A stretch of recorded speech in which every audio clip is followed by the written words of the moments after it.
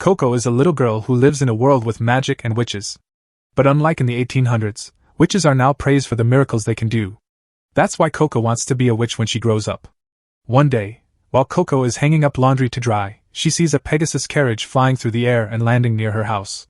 She runs downstairs to ask her mom if she can go see it because this is the first time she has ever seen one land so close to her. But when she opens the front door, she bumps into a man who is standing there. She says she's sorry, but he says it's okay because he was the one who stood in front of the door in the first place. Coco looks up and sees a group of women looking through the store's fabric collection. She thinks they must be the same women who came in the carriage a moment ago. She looks at the man again, but he already knows what she's going to ask, so he makes it clear that he's not part of their group. The women are amazed by the wide range of fabrics available here. It's even better than what they usually find in the castle town, so they plan to buy a lot at once, which keeps Coco's mother very busy. She asks Coco for a little help, and Coco is more than happy to give it. But first, she asks her mom if she can go outside and see the Pegasus carriage when she's done. Her mom doesn't like the idea of Coco messing with a Pegasus that belonged to her customers, but she agrees to let her go as long as she helps out first. Coco is happy to hear that and runs over to the man to get his order. She says she's sorry for the wait and asks him what he needs. He says he wants a smoky white cloth and has already written down the exact measurements he needs. All Coco has to do now is cut it out for him. Coco goes to find the right color of fabric for the man. After she gets it, she uses chalk to mark the measurements and starts cutting. But when she's done, she sees the man staring at her work, which surprises her. He says that craftsmanship as good as this feels like magic to him. Coco won't accept the compliment though, because she thinks magic is so much better than anything she could do with her regular hands. She doesn't think it's fair to compare magic to something as average as her work. The man can tell that Coco really likes magic, so he asks her why she is so interested in it. Coco tells him that when she was little, she went to a festival at the castle and met a witch who was wearing a mask. The witch called her over and asked if she wanted to buy a magic picture book from him. Coco loved picture books, but at the time, she didn't know what magic was. The witch then made some shadowy figures appear to show how amazing magic is. He even made the cobblestones under Coco's feet come to life, which made Coco believe that magic was the best thing in the world. She couldn't wait to buy the book and ran back to her mom to tell her all about it. Coco's mom thinks that Coco fell for some kind of scam, but as long as she's happy, that's all that matters. Coco tells her mom that she wants to be a witch when she grows up, but her mom tells her that it's not possible. Coco is sad to hear that and asks why. Her mom tells her that only people who are born with magical powers can become witches, so regular people like them can't become witches. Coco's dream of becoming a witch was shattered that day, but she still loves watching magic, even though she knows she will never be able to do it herself.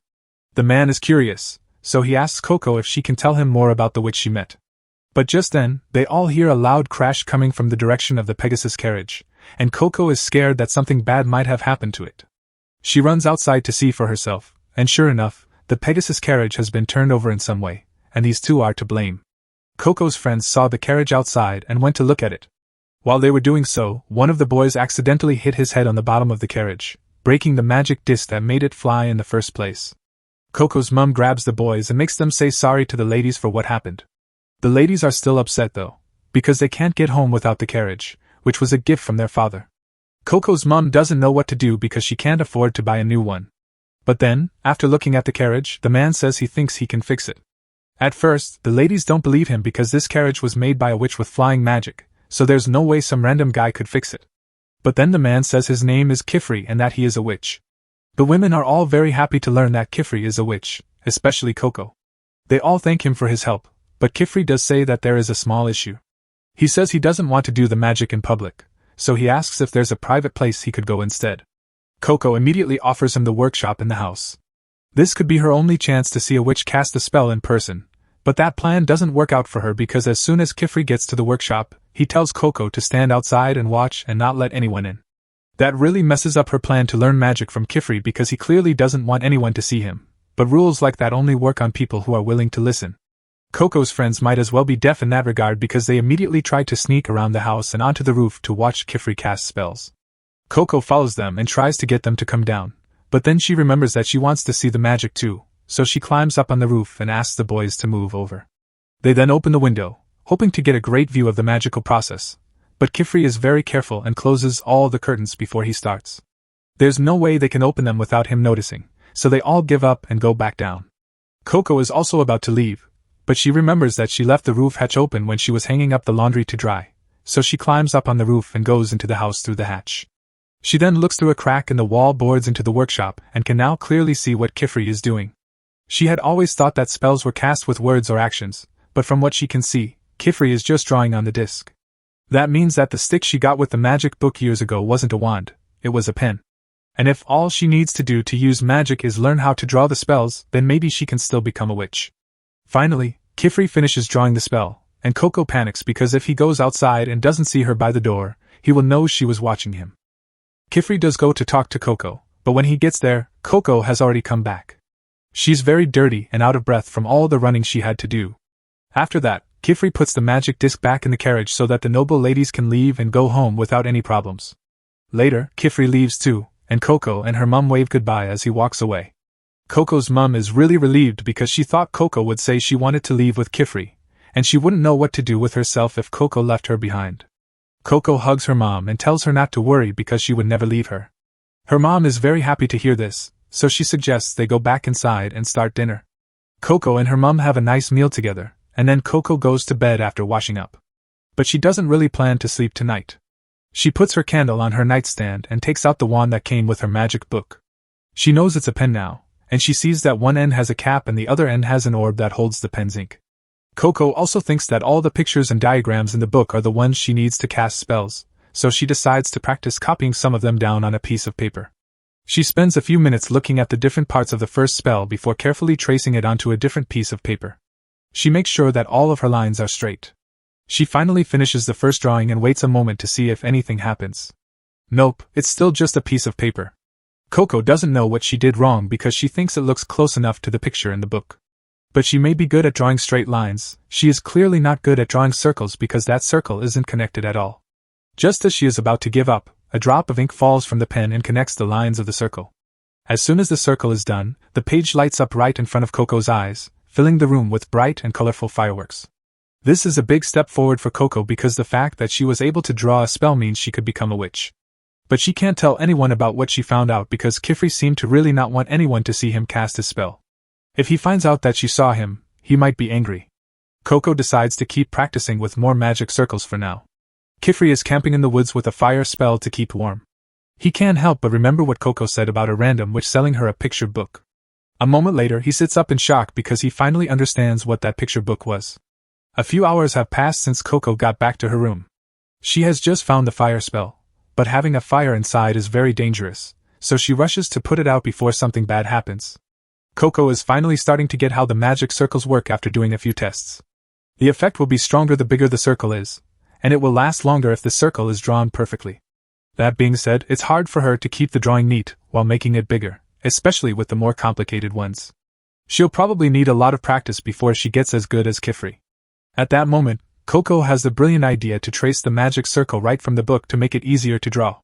And sure enough, this works, and she perfectly copies one of the book's most difficult spells. Kifri shows up behind her just as she finishes tracing the spell and it starts to glow. He yells in her face, asking what spell she just used, and then pulls her out the window. Coco says she doesn't know because she was just copying a new one from the book. But as they look back at the house, it is slowly being covered in a thick layer of crystals. Coco's mom heard all the noise and came outside to see what was going on. She couldn't see the crystal forming behind her in time, and before she could get away, her foot hit it, and just like that, Coco's mom was caught. Coco is horrified as the spell she cast covers her mother. She tries to get down to help her, but Kifri holds her back and tells her that it's too late because that spell was forbidden and nothing can be done now. Before Kifri can finish talking, Coco kicks her way out of his grip and starts to fall to her death. Kifri runs down to catch her before she gets hurt. Coco then tries to save her mom, but the spell keeps spreading and her whole body is already trapped in the crystal. If she stays there, she will be caught up in it too. Kifri grabs Coco and flies away to make sure that doesn't happen. Coco starts to cry and says she's sorry because she didn't know the spell would do all of this. Kifri doesn't blame her because it's normal for her not to know how dangerous the spell was. That's why witches aren't allowed to tell the public about magic, to keep things like this from happening. All you really need to cast magic is special ink and a magic circle pattern. But now that Coco knows about it, he has to erase her memory. Coco begs him not to wipe her mind after hearing what he just said. If he does, she will forget about her mother and all the pages of the picture book she memorized. If that happens, no one will be able to save her mother. Kifri knows what she's going through, but the memory wipe is needed to make sure this doesn't happen again. But then he remembers that the picture book Coco talked about is also sealed in the crystal, and without it, he won't have any clues to help him find the witch. Coco might have the best chance of finding him because she knows the book by heart. Coco wants to know if finding the witch will let them break the crystal spell and save her mother. Kifri says there is a chance, so Coco begs him to let her help because she will do anything to save her mom. Kifri then tells her that she will have to go through training to become a real witch if she wants to keep her memories of the secrets of magic. The next morning, Kifri takes Coco back to his studio and tells her not to worry about her mom because he put up a barrier around the area to keep people out. No one else will be affected by the spell, and Coco's mom will be safe in case they can find a way to fix the damage. Coco starts to cry because she knows this is all her fault. Kifri comforts her and tells her that she had no way of knowing that the spell was dangerous in the first place. He takes her into the studio and picks up a tool that makes a big ball of water. He tells Coco she can wash up with this while he goes to get her some new clothes. Coco doesn't really know how to use this thing, and after what happened, she's scared to touch magic that she doesn't understand. At that moment, a girl named Tesha comes around the corner and tells Coco not to worry because that spell isn't very dangerous. She says that it is called a vapor bubble and that it works by pulling water out of the air to make a ball of water. She also shows how to use it by tipping it over and letting some water flow out. Coco is very thankful for the explanation and thanks Tesha. Tesha, on the other hand, is even more thankful to Coco because she doesn't get to explain magic tools to others very often, so this was fun for her. At that moment, a girl named Rikha walks over with a quill and ink in hand. Coco knows that these are the tools for casting spells, so she asks Rikha and Tesha if they are witches. Tesha says that they are just apprentices learning from Master Kifri, but now that she thinks about it, she wonders who Coco is supposed to be. She asks if she's an apprentice too, but Coco thinks it's too soon to say that, since she didn't know what magic was until yesterday. Tesha and Rikha stop talking when they hear this because they now know that Coco is the girl they heard about in the rumor. Coco doesn't get what they're talking about, so she asks what rumor they're talking about. They explain that the rumor says an outsider used forbidden magic and was then allowed to become an apprentice, which is something that has never happened before. At that moment, Kifri comes back with a new outfit for Coco. He is happy to see that the kids are mostly getting along, but he tells Tesha and Rikha to hurry up and finish their morning chores. He tells Coco to put on the uniform he made for her because that's what all of his students wear. He promises to explain everything to her after she's done with that. After Coco gets dressed, Kifri sits her down and gets ready to teach her about the history of magic. He starts by telling her that magic wasn't always a secret. People used to know that anyone could use it whenever they wanted, but unfortunately, even though they had a lot of power, they didn't have a lot of responsibility, so the world fell into chaos and wars broke out with forbidden magic. That's why a group of peaceful witches came together to take away people's memories of magic so that another tragedy wouldn't happen. That's also why all witches need to be very careful to keep the secret. Coco now knows why Kifri didn't want anyone to see him cast his spell while he was fixing the carriage, but she still doesn't know what forbidden magic means. Kifri says that it is magic that was made during the age of war to hurt other people, like the spell that turned Coco's mother to stone. Coco holds on to Kifri and begs him to teach her about forbidden magic because she needs to know it in order to free her mother. Kifri usually tells his students to be patient and wait for more information to come out, but he doesn't think that would be right for Coco, so he tells her to follow him instead because he has something to show her. He could just list a lot of forbidden spells for her, but the main rule is that no spell can be cast directly on a human body. That's why modern witches always use some kind of tool to cast their spells. Kifri has a teleportation window in the basement, and to show how it works, he lines up the runes on the circles until the scene changes to a lake. Coco can't believe it because she's never seen anything like it before. Kifri says that the portal just connects two windows that are already there in the world, as long as they have the same pattern. This place is very special because the building over there in the distance is the Tower of Tomes. He says that every time someone writes a book about magic, a copy of it shows up there right away. This means that the tower has every spell that has ever been written down, even the ones that are illegal. Coco wants to know everything she can about that spell, so she asks Kifri to take her there. But Kifri says it doesn't work that way because the tower is guarded by those monsters over there and 3 others. You can't get past them unless you've finished your witch trials. So, Coco will have to study a lot if she wants to visit. After that, Kifri shows Coco where she will be living from now on. While he's there, he wants to introduce her to her new flatmate, but sadly, Agat isn't home right now. Kifri takes Coco inside and tells her that she and Agat will have to share one workspace, but they each have their own bedroom. He tells Coco to take a break because she has had a long day, and if she needs anything, she can call him anytime. He calls his bosses to let them know how things are going with Coco as he leaves. He thanks them for letting her be an apprentice, and says she is settling in well. He hasn't asked for information about the witch who gave her the book yet, though, because he wants to wait until Coco is used to her new life here. Coco is busy exploring her new room, and she's really excited because she never thought she'd get to see what a real witch's room looks like. But just as she's about to start touching things, she hears a voice telling her to stay on her side of the desk. Coco is shocked because she doesn't know where that came from, but when she looks up, she sees a girl floating above her. Agathe is Coco's new flatmate starting today. Agathe already knows a lot about Coco because she is the famous outsider who is going to be an apprentice today. Agathe tells Coco how sorry she is for what happened to her mother, but she also makes it clear that she thinks it was Coco's fault in the first place. Coco knows she caused the accident, which is why she wants to become a witch to fix it. But Agathe is annoyed when Coco says she wants to become a witch so casually because being a witch is not easy. You have to draw spells for hours and hours every day just to pass the test and become a mage. Agathe doesn't think Coco, who is from outside the area, has what it takes to be a witch. Coco says she doesn't know if she'll be a good witch or not, but she's going to try. Agathe tells her that she will have to prove herself then. Tesha and Rick have come to get Coco for dinner, and she says training will start tomorrow. A little later, everyone sits down to eat at the dinner table, but Agathe says she won't be joining them. Instead, she's eating in her room right now. Kifri doesn't want to make her come out, but he does want Agathe to spend more time with the rest of them. He tells them to eat quickly before the food gets cold, so Coco takes a bite of the bread and is surprised by how soft and tasty it is. Tesha says that Kifri makes all the food they eat, and that he's a great cook, so they eat great meals like this every day. Coco goes to bed later that night as a witch apprentice.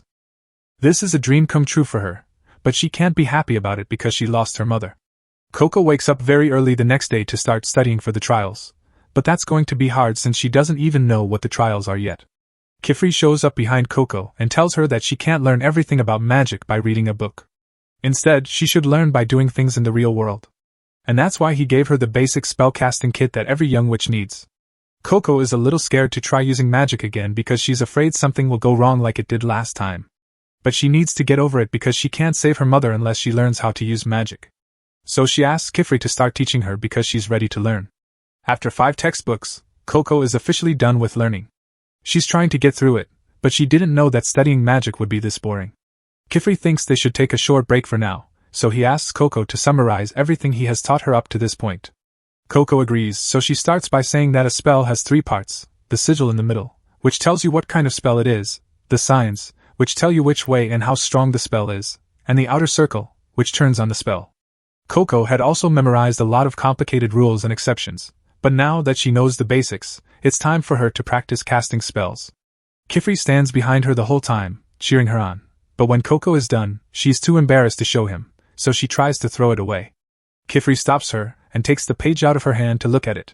Coco doesn't want him to see it, though, because the lines are all wobbly and messy. Kifri says he already knew she would do that, and that it's okay because she's still learning and needs to be able to make mistakes in order to learn. Kifri then points out a place on Coco's magic circle where she didn't connect the ends of the circle. He says that drawing a perfect circle will make the spell work better, but the most important thing is to make sure that the circle is completely closed. If it isn't, the spell won't work. He tells her to try to connect the lines, and she does. A second later, a water jet spell goes off, hitting Agathe in the back from across the room. Coco starts to apologize right away because she didn't mean to do that, but Agathe says it's fine because it doesn't bother her. She even takes the time to say that Coco made one of her signs longer than the others, which is why her spell went in that direction. Kifri thanks Agathe for her comment, and is sure he made the right choice by leaving her in charge of Coco. He then heads for the door, and says he will be at the tower for a while because he needs to check on something.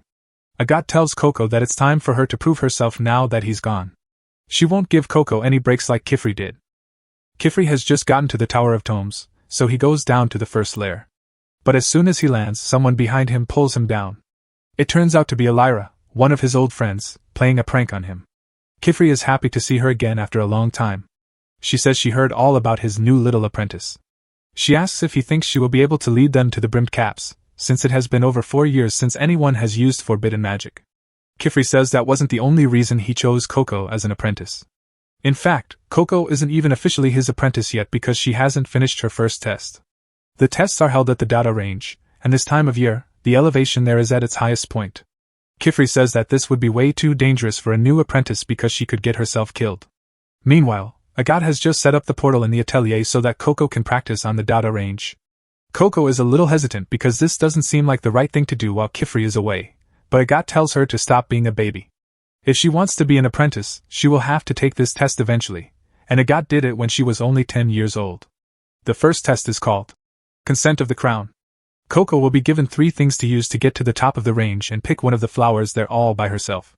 Agat gives her a magic guidance orb to help her get to the top and a vapor bubble to drink water from. Since Coco is new to this, those are probably the only things she knows how to use. Coco is about to take her test, but before she does, she asks if she can have a pair of shoes like Agat's. She is technically allowed to bring one more thing, so she was hoping to get to fly like Kifri and Agat did. She says she's sorry if that's too much to ask for as a new person. Usually, it takes a long time to earn a pair of shoes like that, but Agat agrees and lets Coco borrow her own shoes. But that's the only nice thing she's going to do for Coco.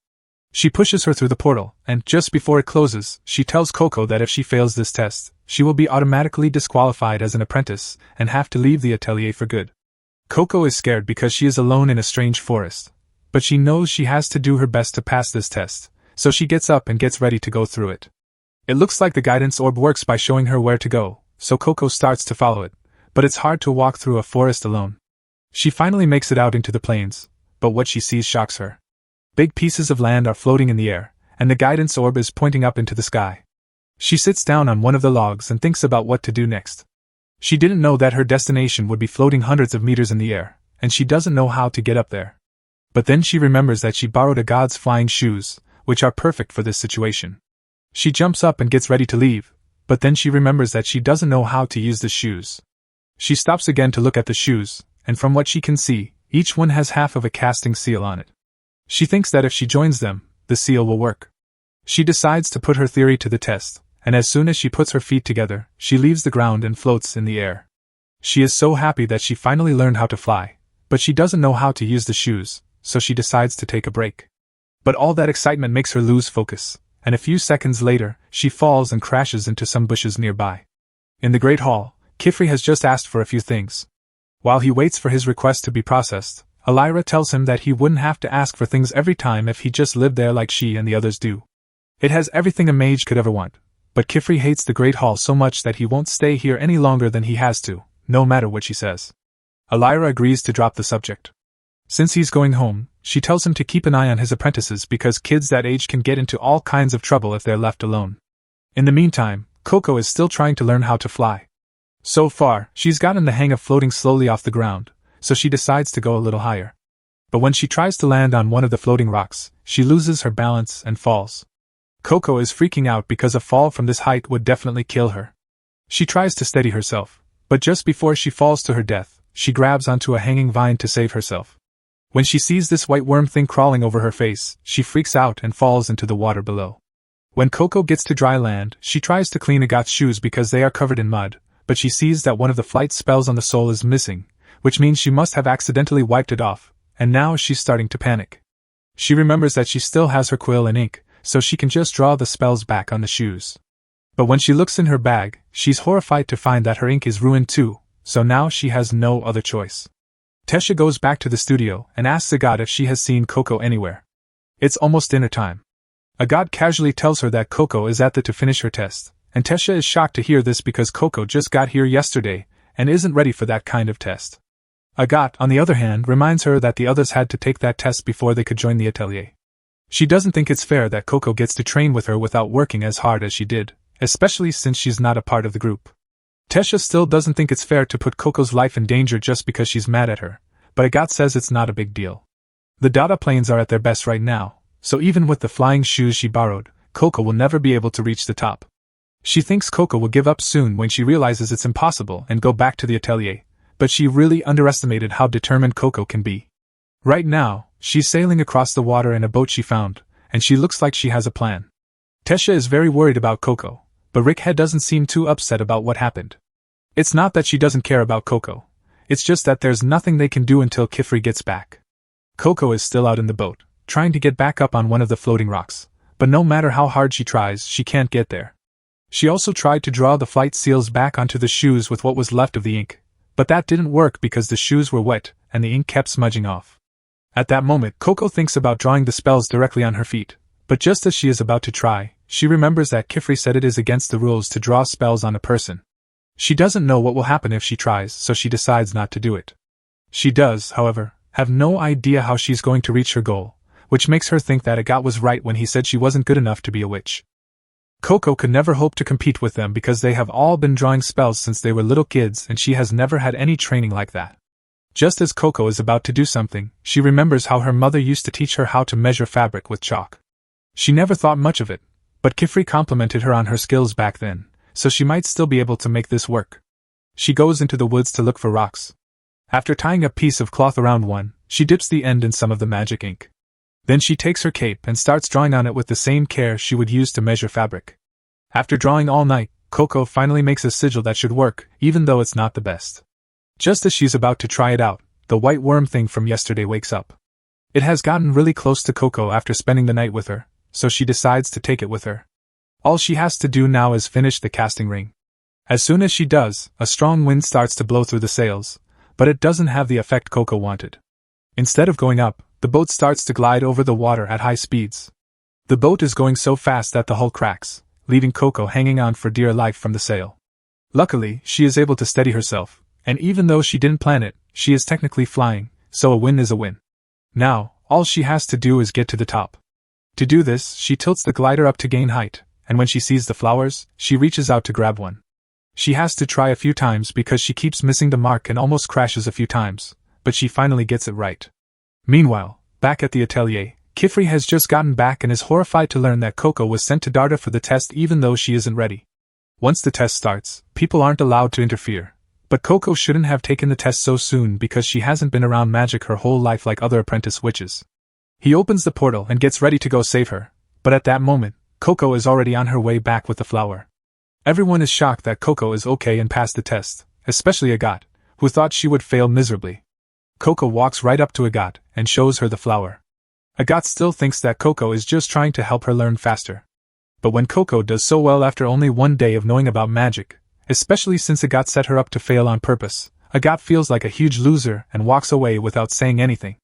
Kifri would deal with that later, but for now, he goes up to Coco and tells her that it is very dangerous to try magic challenges before you are fully ready, especially ones like this one where she could have easily died if she failed. He tells her to promise never to do something foolish like that again, and Coco says she's sorry, but he's not really that upset about it. He says it wasn't necessary because he had already decided to take Coco on as his apprentice without the test. To celebrate, he gives her the apprentice uniform he ordered, and Coco is very happy. But then her stomach starts growling because she hasn't eaten since yesterday, so Tesha takes her upstairs to have breakfast. Kifri has Coco practice working with the four main sigils: water, earth, fire, and levitation. This is because Coco is now an official apprentice. Coco accidentally connects the circle a little too early while she is practicing, which makes the fireball go out of control. Coco starts to panic because she doesn't know what to do. Luckily, Tesha saves her by pouring water on the fire, and Coco is thankful for her help. Tesha asks Coco what she was working on in the first place now that the danger is over. Coco says she wants to be able to draw a perfect levitation circle, so she was practicing by drawing fire sigils first, but it didn't go so well. Kifri comes over to give Coco a blanket to dry off. He tells her to be extra careful when working with fire sigils because they are formless, and can be hard to predict if mistakes are made. Coco promises to be more careful in the future. Tesha doesn't really get why Coco is still trying to draw levitation sigils. She pretty much mastered it when she was out in the Dada range. That may be true, but she also ruined Agat's flight shoes out there. She was able to clean them up, but she hasn't been able to draw the flight magic circle back on them yet because her lines are still all wobbly. She can't give them back to Agat until she fixes them. After hearing that, Kifri starts to think that the pen he gave Coco might be the reason her lines are shaky. He just picked one from his collection at random for her, so she might be able to draw spells more easily if she picks out the pen herself. Because of that, he wants to take her to the magic stationery store. Later, Kifri takes Coco and the other girls to Kaun, the closest witch town to their workshop. When they get there, Coco is amazed by how many witches are there. Kifri says that witches built the city to keep the giant mole worms that lived nearby from getting in. As the city grew, more and more witches came to live there, making it the witch town that they see today. That's an interesting story, but Coco isn't paying attention at all because she's still too mesmerized by the witches around her. Agat is still really upset that Coco passed the test, so she doesn't want to be around her right now and tells Kifri that she wants to go off on her own. Kifri tells her to go and meet them at the magic stationery store. After she leaves, he asks Coco how things have been going with Agat lately, because it doesn't look good. Coco doesn't know why Agat is so mean to her, but she still wants them to be friends one day. After that, Kifri starts to lead the group to the magic stationery store. However, Coco keeps getting distracted by all the creative ways that magic is being used here, and she starts to fall behind. So Tesha gets her attention and tells her to stay with the group because they don't want to spend half the day looking for her if she gets lost. Coco tries to stay focused, but she can't help but look at a dark alleyway.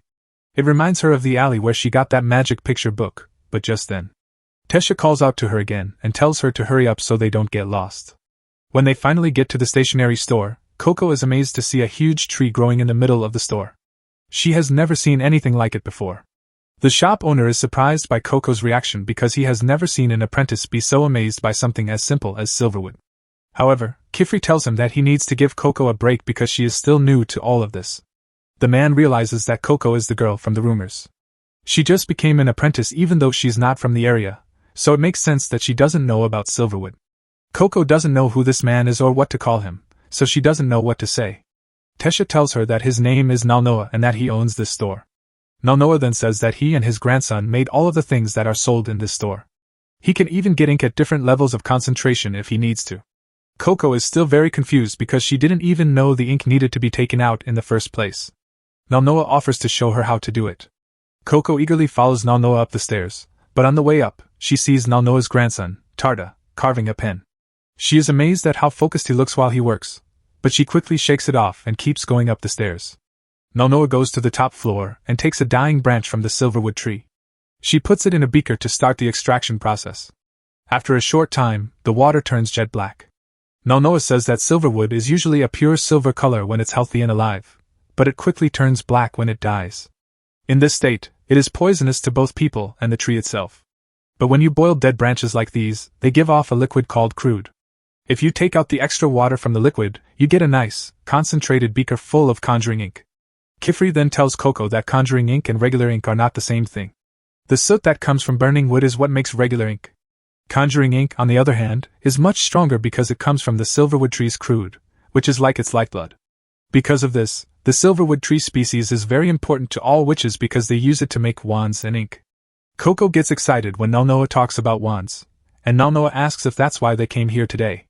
Coco says she came to get a new wand, so Nalnoa pours some ink from a small bottle and tells Coco to try a few out and see which one she likes best. The girls then go around the store to look for a wand for Coco.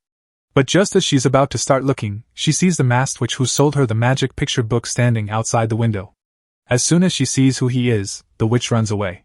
She chases after him, hoping to learn the name of the spell that turned her mother into a crystal.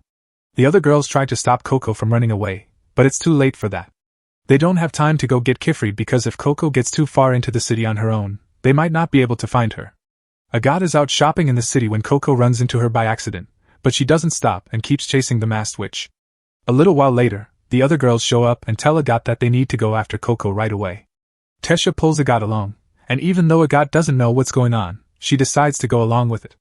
Coco keeps chasing the man through the back alleys of the city, which are full of twists and turns. The girls are doing their best to keep up with her. Coco's pet is with her, but all of a sudden it sees a thick fog coming in and stops.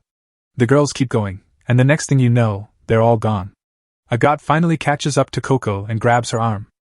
She wants to know why she's running. Coco says she's chasing the man who gave her the book with forbidden magic in it. She tries to show Agat where he is, but when she turns around, he's already gone.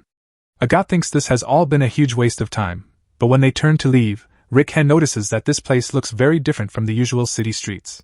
The floors and walls are also made of a white rock that isn't found in Kaln, so they must not be in Kaln anymore.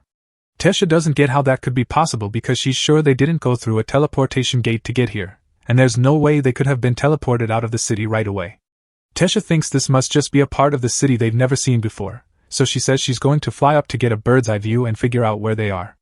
But Agat doesn't think that's going to help because she's sure that this place isn't calm, and if they were really teleported here directly, then forbidden magic must have been used. Tesha comes back down at that moment, screaming that everyone needs to leave right now. Agat asks her to tell them what she saw, but Tesha says the problem isn't what she saw, it's that it saw her, and is coming here right now. The rogue witch is watching the group from the top of a wall. He didn't really want to bring anyone else besides Coco here, but he's going to do what he planned and give Coco a proper welcome to the world of magic. A big dragon lands right in front of the girls a moment later. At the same time, the bad witch says that Coco is his only hope. Back in the city, Kifri has finally finished his shopping, so he asks Nulnoa if he knows where the girls are. Nulnoa says he doesn't know because he hasn't seen them in a while. He thinks they might have gotten bored and gone for a walk, but Kifri doesn't think that's possible. There is no way the girls would leave the store without saying goodbye to Nulnoa first because they are all so polite. Kifri is starting to feel like something is very wrong here. Tarta comes up to them and says that he saw the girls leave the store chasing after a man in strange clothes who was covering his face with a picture of an eye. As soon as Kifri hears that, he knows it was the rogue witch, and he is really worried that something bad might have happened to the girls. The dragon is staring at the girls in the middle of nowhere, and they are all frozen in fear. But Agat snaps them out of it, and tells them that the only way to get out of this is to keep looking the dragon in the eye and slowly back away until they are out of its attack range. They all slowly back away, just as Agat told them to. When they are far enough away, they all turn and run as fast as they can, just missing the dragon's bite. Then the dragon starts to chase them, and it's getting closer, but Agat casts a fire spell to slow it down. While the dragon is confused, the group gets away into the maze. Coco tells Agat that what she just did was amazing and asks how she drew that spell so quickly while they are running. Agat says she didn't draw it back there at all. She keeps a notebook with spells that are only partially drawn, so all she has to do to use them is connect the circle. Coco loves the idea and asks Agat to teach her later, but first they have to stay alive and get out of here. Sadly, they quickly reach a dead end. The dragon may not know where they are yet, but if they can't find a way out of here, it won't be long before it does. Tesha starts to panic because she doesn't want to die here, and she can't believe Coco got her into this mess, but she doesn't want Coco to feel bad, so she stops herself from saying that last part out loud. Coco, on the other hand, gets the message loud and clear. She can't even say anything about it because it's all her fault. Agat calms Tesha down, and says they can still get out of here. She just needs to cast a spell to break through the wall, but it will take some time, so she asks Tesha to make a distraction to give her some time to draw the spell. Tesha gets it, so she quickly draws a levitation spell and puts it in her dungarees to make them float. When she lets them go, the dragon starts to chase them, which should give them a lot of time. Coco happens to see a magic circle on the ceiling when she looks up, so she goes over to Agat and taps her on the shoulder to show her. This makes Agat mess up her magic circle, and she's really mad that Coco got in the way. She screams at her and says, "You should never touch a witch while she is casting a spell." Coco says she's sorry and that she didn't mean to do it, but that's not good enough for Agat. Coco also didn't mean to turn her mother into stone, but that woman is still stuck in stone right now. She tells Coco to be quiet and do nothing because saying sorry doesn't fix mistakes. Agat doesn't have time to start over, so she's worried that they'll have to find another way through the maze. Luckily, Rickhe was also drawing the same spell and just finished, so she blows a hole through the wall. But right now, Coco feels completely useless. Back in the city, Kifri and the others have been looking everywhere for Coco and the girls, but they can't find them. They don't have many clues to go on because Tarta only saw them for a second as they ran by. But then Coco's pet comes up to Kifri, and he remembers that it was with Coco when she went missing. He asks it if it can lead him to them, and the brush buddy starts running in the direction of where it last saw the girls. Kifri follows closely behind, praying that the girls are still safe. The dragon has figured out that Tesha is trying to distract it, so it is back to chasing the girls. Unfortunately, they haven't gotten very far in their escape because they are back where they started. They don't have many other choices right now because the dragon might find them if they keep running. Agat suggests that they find a place to hide for a while. They all end up under a flyover, and Tesha is freaking out because she thinks she might die in there. Coco tries to cheer her up, but when you're being hunted by a dragon, there's not much to look forward to, so Coco gives Tesha her cloak as the next best thing. Coco always feels better when she wears it, even if it's not much. It reminds her that she looks like a witch on the outside, even if she's scared. That's why she wants Tesha to have it. If it helps her calm down even a little, then Coco won't have been completely useless. Tesha feels really bad when Coco says that about herself, so she casts a spell that makes a soft ball around them both. Inside, she tells Coco she's sorry for making her feel like this is all her fault. Tesha hates that she took her fear out on Coco when she's supposed to be the one protecting her because she has more experience. Coco tells her she doesn't have to apologize because it really is her fault. Coco tells Tesha that she and the others have been doing a great job of protecting her so that Tesha doesn't feel bad. She also says that this fluff ball thing is very comfortable, so she asks Tesha what spell it is. Tesha says that this is one of her own creations. She got the idea because when she was younger, she used to dream about sleeping on the clouds and wanted to make that dream come true. She knows that the spell isn't perfect yet and still needs some work, but she hopes to be able to submit it as a general use spell one day. This spell might not be the most useful one, but it's her dream, and Coco's dream is to become a witch and save her mom. Tesha says that neither of them should give up until they get what they want. At that moment, Agathe pokes her head in and says she heard everything. She tells Tesha that it's okay to chase her dreams, but if she really wants to make it feel like she's sleeping on a cloud, she needs to use something more solid, like cotton, instead of real clouds. Tesha says that would ruin the whole point because it would just be a regular mattress at that point. Agathe says that they have a more serious spell to worry about than Tesha's. It looks like there's a looping spell on this place that keeps them from leaving no matter how far they walk. If they want to get out of here, they need to do something about it. They will have to find and break that seal first, but Agathe has no idea where to start looking.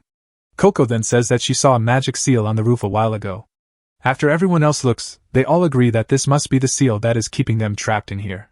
However, they will need to find a way to get rid of the dragon first. Agathe starts to make a few more fire spells to use against the dragon, but Coco stops her because she doesn't think that's going to work. Agathe's fire spell did slow the dragon down, but it didn't hurt it much. Agathe has to agree with Coco that dragons are naturally resistant to fire.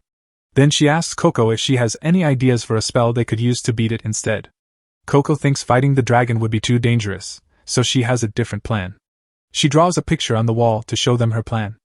She wants to use Tesha's spell to keep the dragon busy while they get to the spell seal up there. A reptile like the dragon is sure to want to go somewhere warm when it's cold outside. Agathe doesn't like that the plan is basically to try to put the dragon to sleep, but Tesha and Richie are already on board, so it is technically possible, even though it sounds dumb. Coco came up with this plan because Kifri told her that magic is meant to make everyone happy. Agathe agrees with this idea because it means that no one has to get hurt. She doesn't really have any other ideas, so Tesha and Rikha ask her for help because they know they will have a better chance of success if they work together. So, Agathe agrees to work on Coco's plan with the others, even though he doesn't want to. Coco is very happy to hear this. The first step is to make Tesha's cloud strong enough for a dragon to lie down on, but the user is going to be a dragon, so they are having trouble coming up with what to make it out of. Tesha thinks about using shredded paper, but they only have 4 small notepads with them. Coco and Rikha say they could use their clothes or hair instead. Agathe tells them that neither choice would work because it's not nearly enough for a dragon, and even if it were, would they really want to give up their hair and clothes for this? They see that Agathe is right, so they start to think of other things they could use. Finally, Agathe suggests using sand. Richie drew the wall breaker spell a long time ago. It turned the wall's materials into fine sand, which is soft when you lie down on it, so it should work. Agathe starts making a seal to make the sand as fine as possible. When she's done, she shows it to Tesha so that she can start making copies. Coco is surprised at how quickly Rikha can cast her spells, but small seals are her thing. Agathe tells Tesha to come up with a spell to gather as much sand as possible in the middle of the plaza while Rikha is busy with that. Agathe plans to work on a spell to keep everything in place. Coco calls out to her as she's leaving to start her work and asks if there's anything she can do. Agathe thinks Coco's plan is good, but her spell drawing skills aren't good enough for her to be trusted with a spell under high stakes, so to avoid accidents, Agathe tells her to stay put for now. Coco listens to Agathe and sits in a corner while the others work. After a while, though, she gets bored and picks up one of Agathe's trash spells. When she looks at it, she is amazed by how perfect Agathe's circle is. She really wants to know how Agathe does it, so she walks over slowly, staying far enough away so she doesn't mess up Agathe's spell. When she can see clearly, she sees that Agathe uses a special method to draw her circle. She first draws the circle in the air, and then she follows that line in one smooth motion. The others seem to be doing the same thing.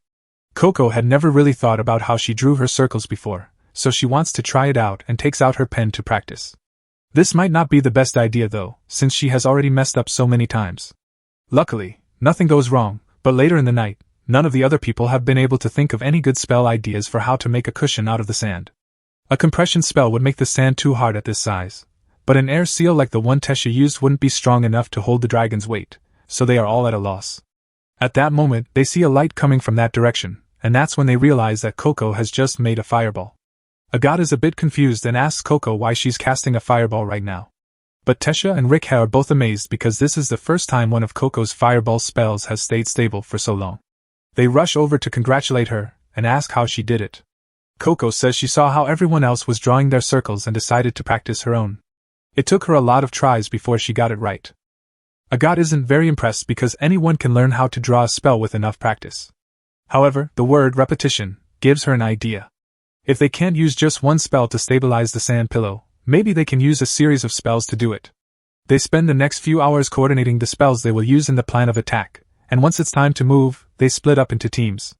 Coco and Tesha go to one side of the maze, and Agathe and Rickhe go to the other. When they get to their assigned spots, they start drawing the different wall breaker spells needed to make the sand and the stabilization spell. When Coco and Tesha are done, they signal Agathe and Rickhe to let them know they are ready to finish the circles. After both sides draw the last line, the floor turns to sand and there is a huge explosion. As they run to safety, they finish the circles on the other spells they drew along the way. By the end, there is a huge cloud of sand in the middle of the maze. The plan works perfectly, and by the time the dragon sees the cloud, everyone is already far away, so they wait to see if the spell will hold. Agathe's plan was to use a spell that would keep the cloud stable by always trying to bring it back to its original state.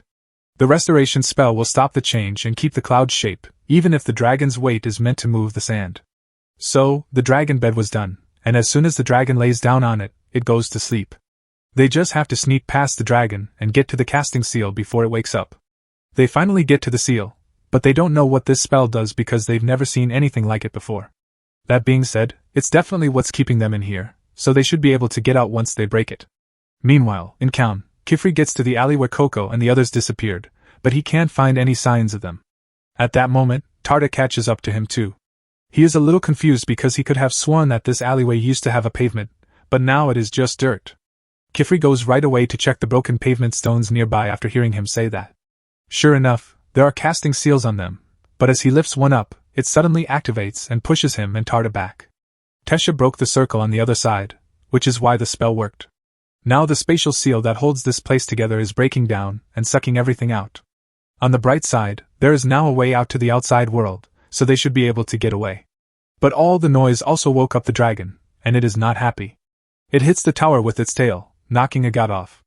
Since she doesn't have her flight shoes on right now, a fall from this height would definitely kill her if the dragon doesn't get to her first. But luckily, Kifri got there just in time to save her. After flying back up to the top, he casts a spell that makes all the water in the clouds above him into a giant water dragon, which he uses to knock it out. At the end of it all, Agathe, Tesha, and Rickhe are all safe with Kifri, but Coco is missing because the rogue witch got to her first. He tells her how happy he is that the seed he planted years ago has finally taken root, and how much he appreciates that his little test helped her become a better magic user. He is going to give her a gift of knowledge that Kifri would never teach her. When Coco wakes up, she is back in Kaun with Kifri and the others standing over her. They tell her that they found her unconscious on the stairs of the tower. Kifri asks her if the brimmed caps did anything to her, but Coco doesn't really remember what happened back there, so she can't really say. Nono arrives a few minutes later and is happy to see that the girls are all safe. However, Kifri asks Nalnoa for a favor. He tells Nalnoa to look into what kind of ink was used on the casting seals that the brimmed caps made.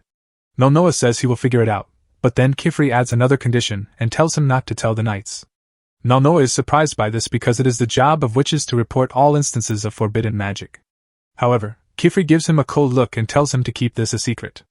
Nalnoa is clearly more afraid of Kifri than the knights, so he agrees to stay quiet, but he has a feeling this won't end well. Life goes on as usual after everyone goes home.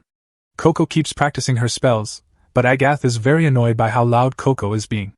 Agathe has come to respect Coco's work a little, so instead of yelling at her like she usually does, Agathe decides to leave the room and practice somewhere else.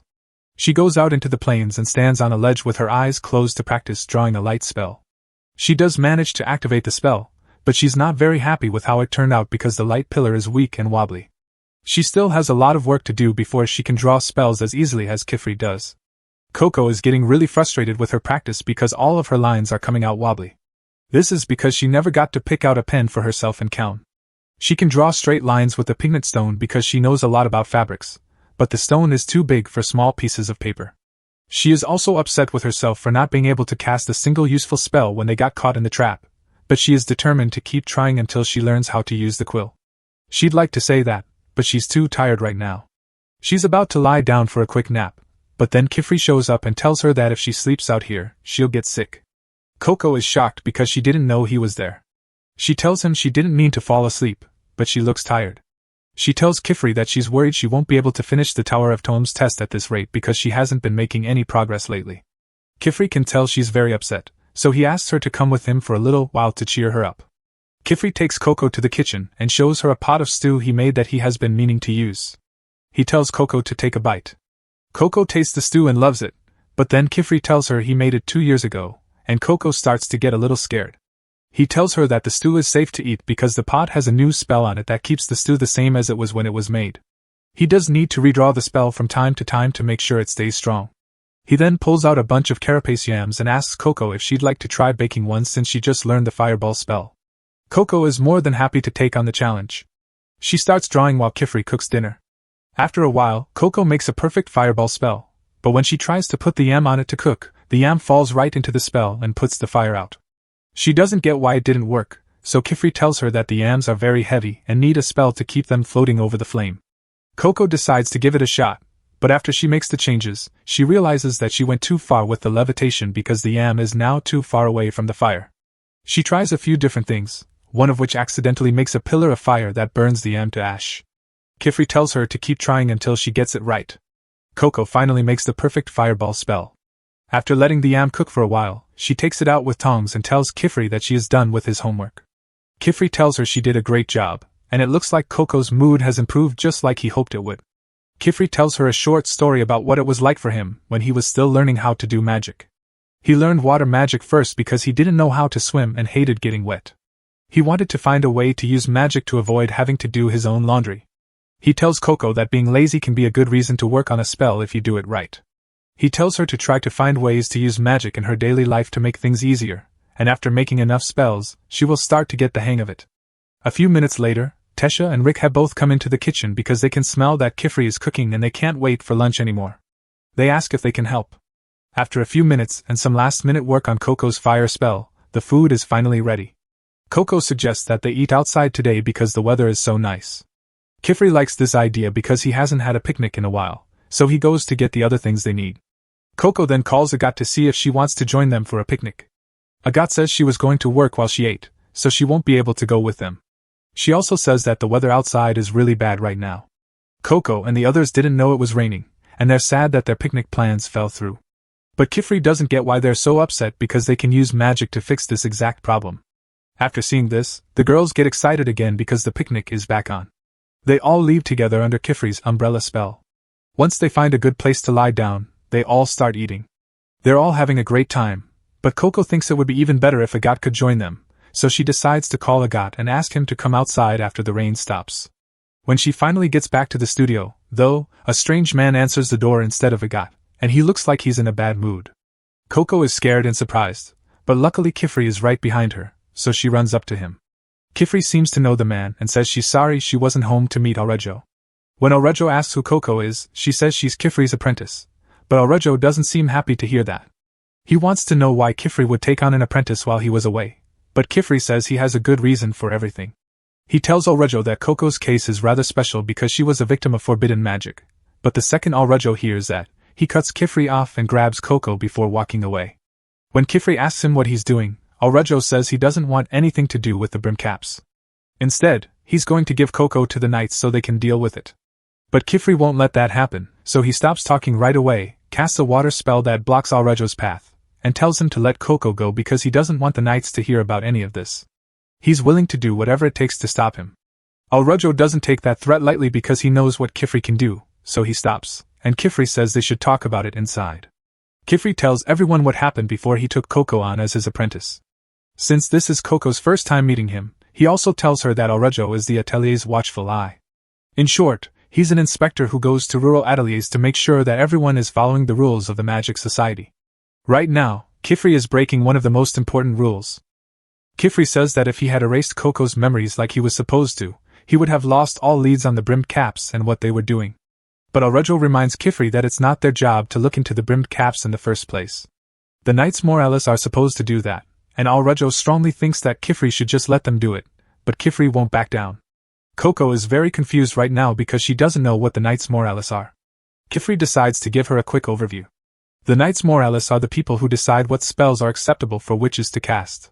They basically keep out any magic that is thought to be illegal. People who are caught using forbidden magic are taken captive and have their memories erased to keep the secrets of forbidden magic safe. They are known for not making any exceptions, so if Coco was given to them, they would definitely erase all of her memories of it, even the good ones.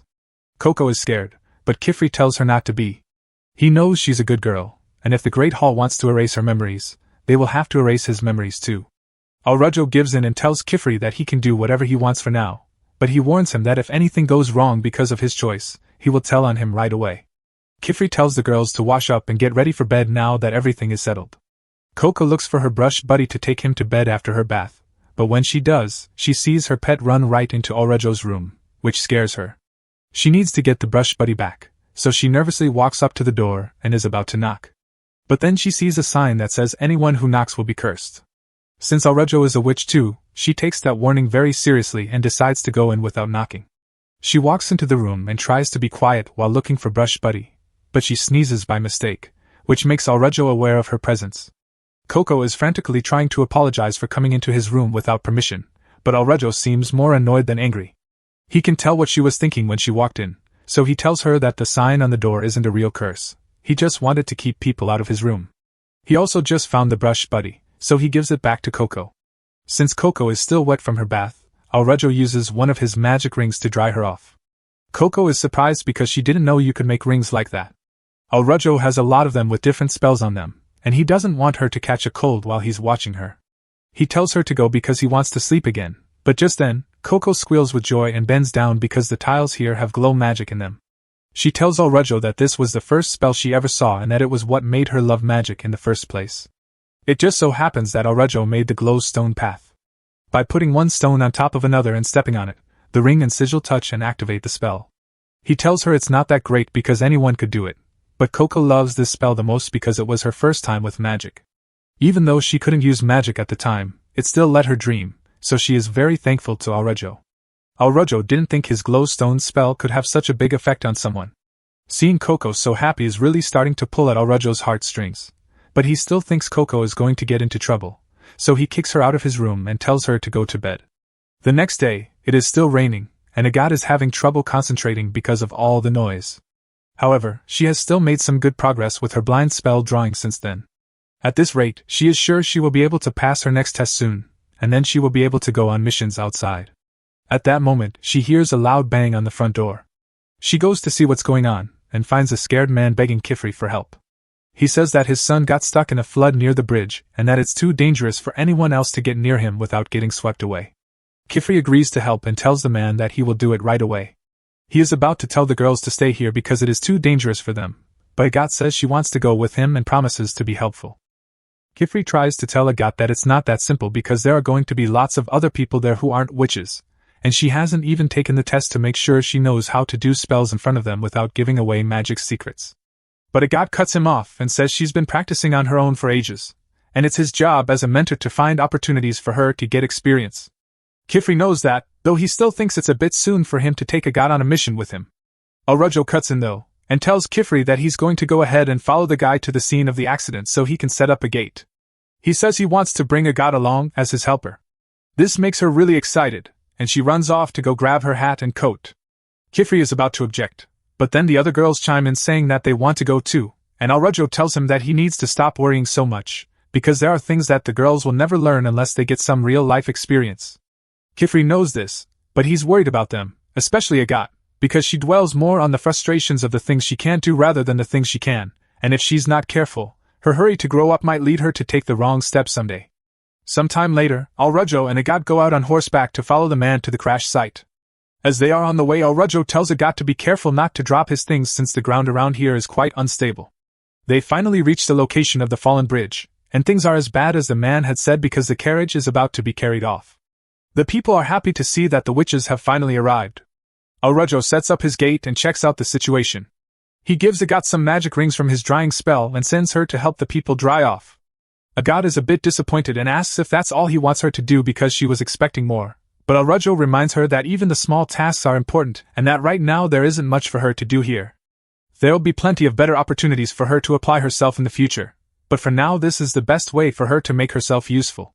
But Alrejo was merely stating the facts, while to Agathe it felt like he was treating her like an ignorant child, and she can't stand it because she has been working so hard to prove that she's a worthy witch, but she can't prove herself unless she is given the opportunity to do so.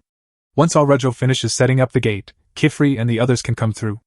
They immediately get to work. Alrejo flies down to the carriage to secure the children trapped inside, and Kifri flies ahead a little before taking out a magic sword and stabbing it into the river floor to stop the flow of water around the carriage. It's very impressive, But while the sword may be stopping the flow of water, Kifri still needs to put a fair amount of effort into keeping it centered against the flow of the current. So he tells Alrujo to hurry up with the evacuation.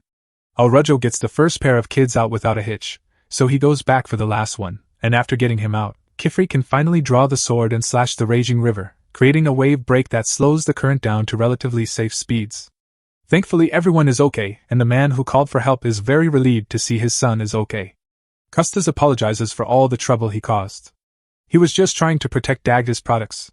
None of that matters to Dagda, as long as Custis is okay. Then he turns to Kifri and Alrujo and says thanks to both of them for their help.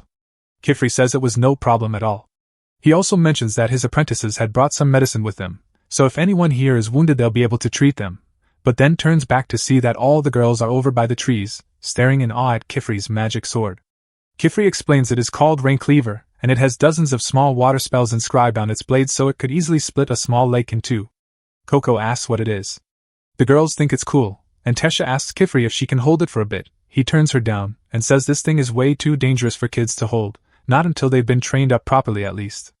In that moment Alrujo tells Kifri that he is going upstream to see if there is anyone in danger, and if there is, that Kifri will go downstream in order to see if there is anyone there, so he asks Tesha to come with him, and Alrujo takes Rikhe, while Coco and Agat are told to remain behind to help treat the injured.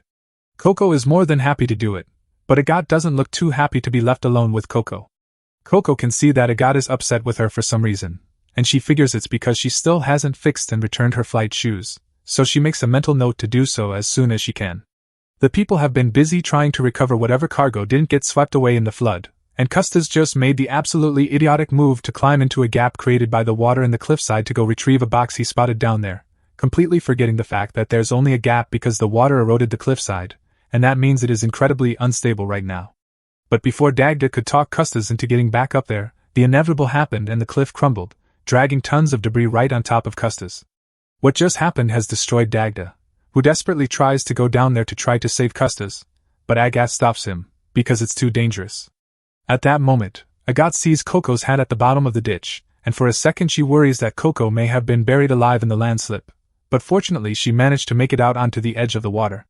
Custis, however, is not so lucky, because he has a large boulder crushing him, and Coco is not in any shape to help him at the moment. In this situation Dagda has no other options. He begs Agat to save Custis for she is his only hope.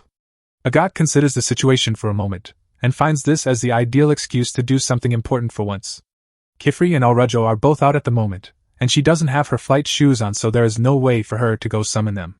And the fact that Coco herself is in danger, along with Custis. So she has every reason to use magic in this situation. But when she agrees to help, people start gathering around asking how she is going to save Custis, and suddenly attention causes Agat's PTSD from being scrutinized by her former teachers to resurface. And what hurts the most is her mother basically banishing her from the family because she wasn't talented enough to meet her expectations. Just then the sound of Coco's voice calling out to her snaps Agat out of it. Coco asks if there's anything she can do from down there to help, because she really wants to save Custis.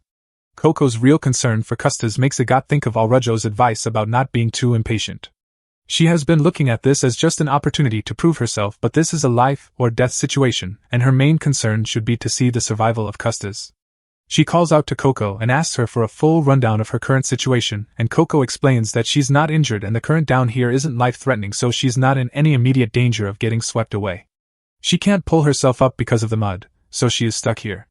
Custis, however, is unconscious at the moment, and judging from the size of that boulder pinning him down, his leg must have been pulverized. But no grown-up would have the strength to lift it alone, so the only way to save Custis is with magic. But unfortunately, Coco's bag got soaked in the water, so all her drawing tools have been ruined. And Agat isn't allowed to let normal people see her draw spells, so she can't do anything with them standing here.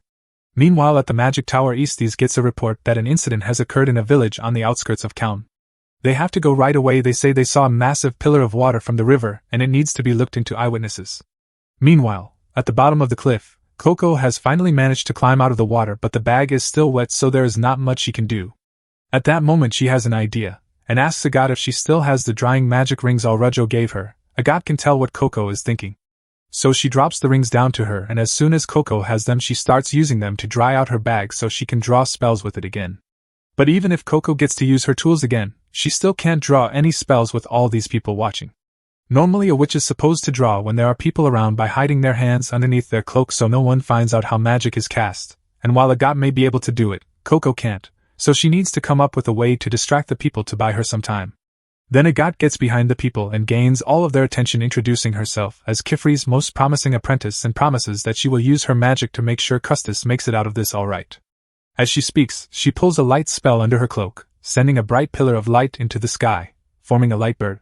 It's a beacon for Kifri and Alrajo and a distraction for the people, so they don't see Coco casting any spells.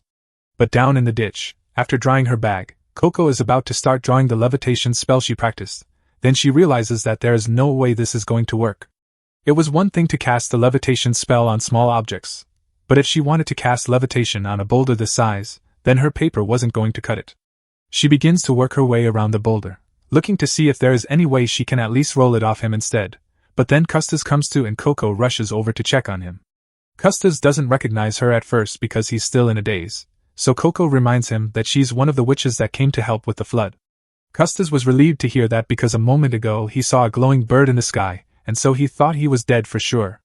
Coco says it was just one of her friend's spells, and seeing the spell gives her an idea on how to get Custis out of here.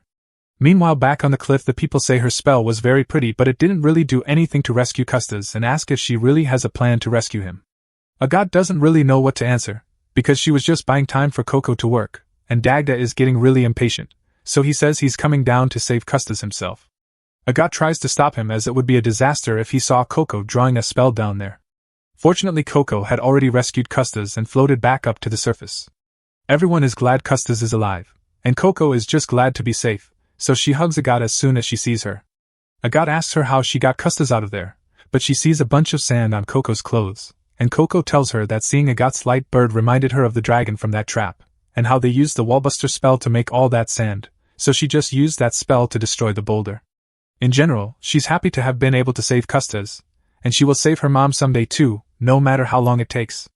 And for the first time, Agathe actually feels genuine respect for Coco. But then the two of them are suddenly tied up by a ribbon and pulled into the air. What the heck is going on? Coco doesn't have a clue what's going on, but Agathe recognizes the costumes of the witches holding them hostage as belonging to the Knights Morales, and if the Knights are here, they are in serious trouble.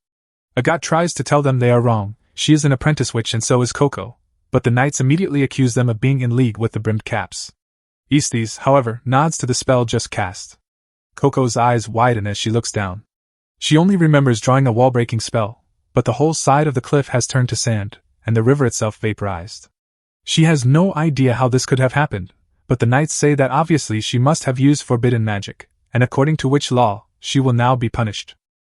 Coco tries desperately to explain she didn't use any forbidden magic, but Aestes refuses to listen and gets ready to use the memory eraser's spell, but before he could, Rikhef flies in and grabs his arm and Tesha burns the ropes that are binding Agathe and Coco. But those ropes were also the only thing that was holding them in the air, so as soon as they're gone, they fall to the ground. Luckily Tesha had prepared her sand bed beforehand so they land softly, and the girls try to tell Aestes to just wait and listen, but he is dead set on erasing Coco's memories because he is convinced she must have used forbidden magic. But he falls silent when Kifri arrives, because the first thing he does is slam his water blade against his throat. Aestes and Kifri don't get along well, but Aestes knows how much of a threat Kifri can be when he's angry, especially when it comes to his students, so he's much more open to talking now. He said one of Kifri's students cast a spell strong enough to alter the ground itself, and spells like that have been outlawed since the Age of War. So if Coco actually cast a spell like that, then she definitely broke the law.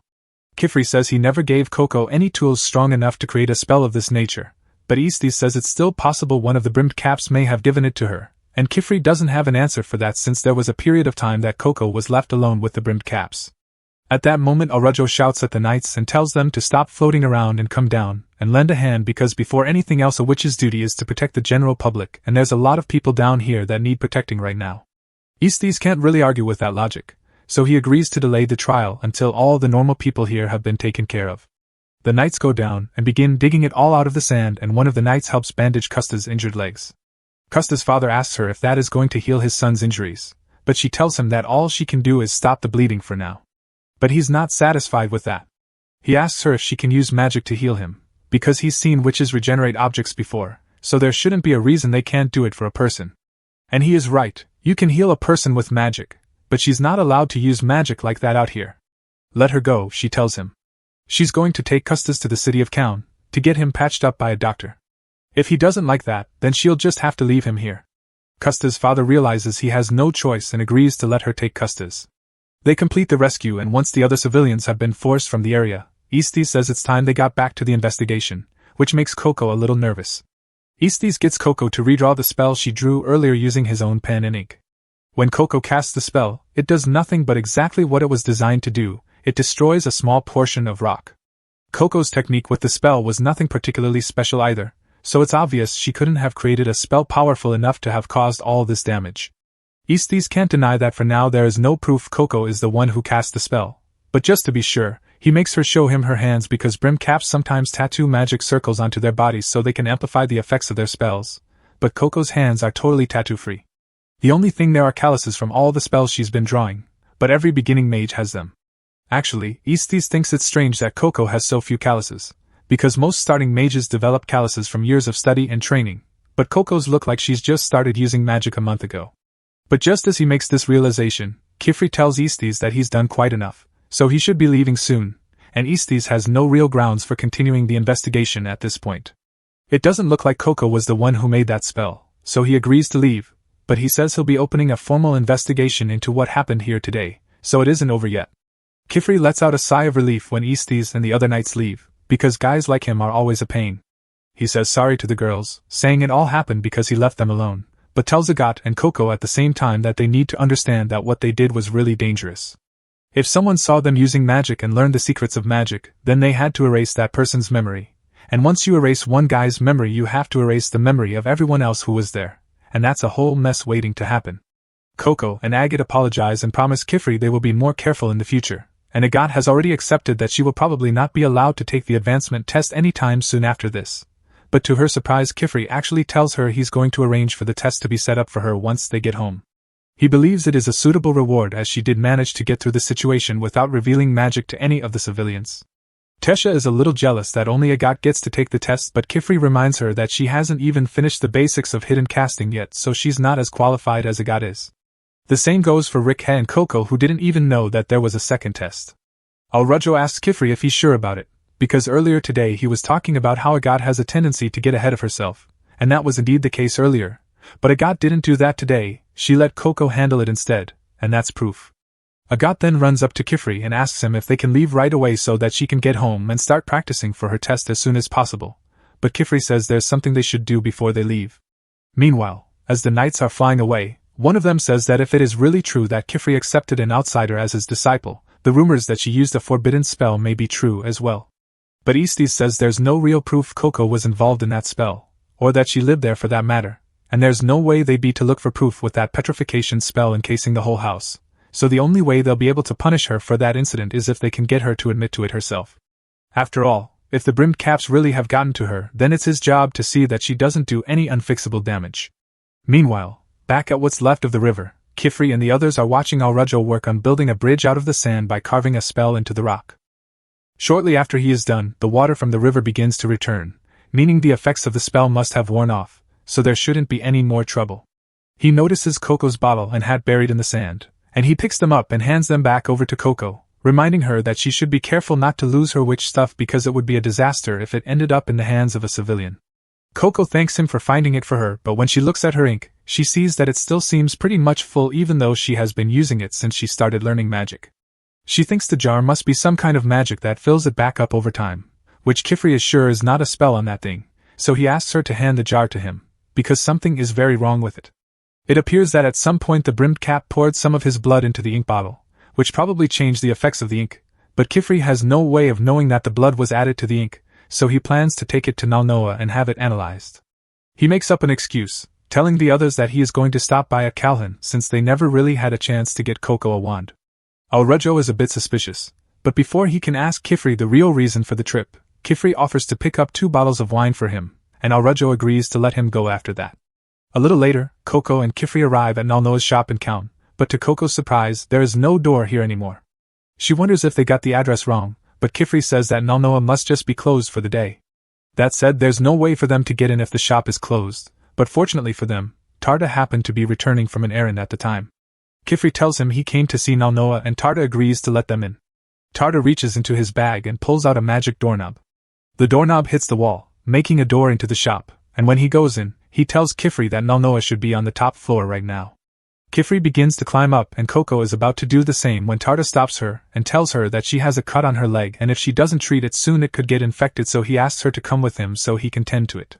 Coco thanked him for the offer and followed him into his room. She was surprised to see so many things she did not recognize. She picks up a jar of blue powder and asks Tarta what it is, because she thinks it's pretty. Tarta explains that those are magic dyes that change the effects of magic when added to ink, but asks her not to touch anything so she doesn't accidentally mix up the jars. Upstairs, meanwhile, Kifri finds Nalnoa trying to analyze the ink from that tile's spell, but he hasn't had much luck with it as the ink used with this is unlike anything he has ever seen before. He asks Kifri if he found any clues connected to it, and in fact, that's exactly why Kifri came, so he hands Nalnoa the jar of ink he got from Coco and after getting one look at it, Nalnoa immediately realizes that this is the same kind of ink that was used on the tiles. He can see by the blue tint the ink is. He asks Kifri where he got it. Then he realizes this is one of his own bottles of ink. That has him confused.